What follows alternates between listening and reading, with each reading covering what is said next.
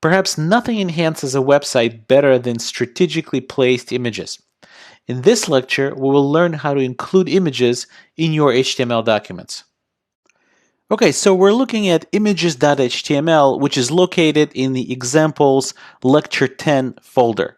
And you may recognize this file from a few lectures ago, where this is a famous quote from Theodore Roosevelt. And by the way, I apologize, I made a typo before. Theodore Roosevelt is spelled with an E, so for you eagle eyes out there who noticed that I misspelled Theodore, I apologize, it was just a typo. Anyway, our task here is to display an image right before the quote itself.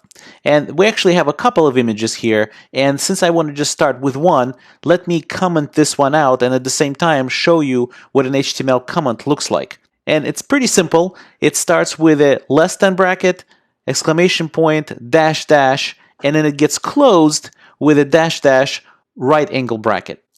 And what will happen when you load this page into the browser is that the browser will completely ignore this comment and will not render it. So let's take a look at the image tag that we wanted to discuss.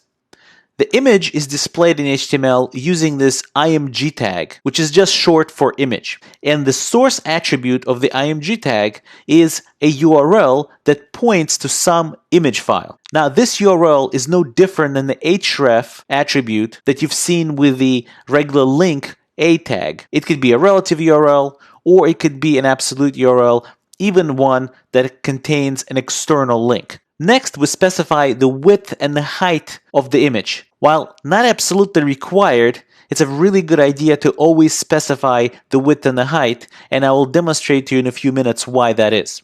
And also the alt tag, which is used by screen readers that help people with visual impairment. Let's save the document and take a look at it in the browser.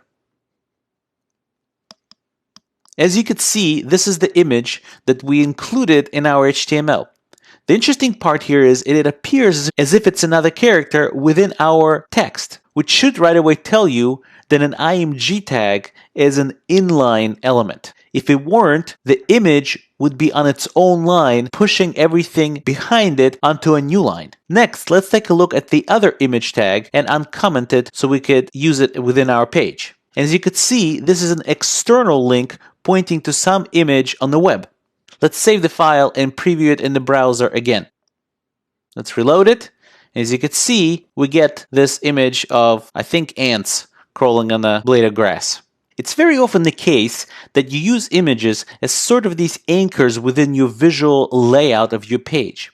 And if these images take time to load, the page might appear jumpy.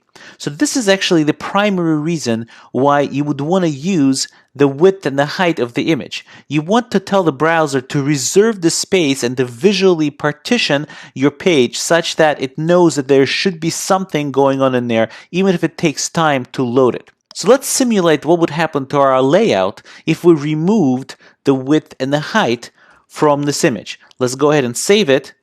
Go to our web page, and instead of just reloading it, since our internet, or at least my internet, is pretty fast here, I'm going to simulate internet being very slow, and we'll see how the fact that this paragraph and this paragraph is visually separated by this image is not necessarily going to happen right away, and we'll see some jumping.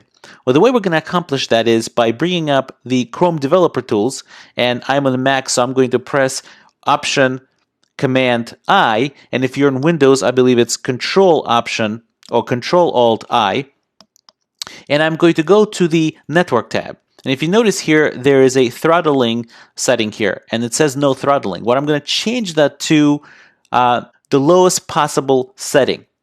And now I'm going to go ahead and reload the page, and watch what happens in terms of this space between the Theodore Roosevelt and the actual quote. So let's go ahead and reload the page. And notice how it jumped. First there was Theodore Roosevelt was right next to the quote, and then once the image loaded, it jumped in. And the reason that happened is because the browser did not upfront know how large the image was going to be. Even worse, if you're relying on the image to give some sort of a visual layout to your page, and for some reason the image did not load. For example, the URL could be broken. So let me go ahead and break it just by removing a couple of letters from the URL. And if URL is broken, this is what you're going to get if you don't specify the width and the height of the image. Let's go back to our page and let's click reload, and there you go. If we relied on a specific amount of space between the quote and the footer of this page, well, we can no longer see that space since the image did not load.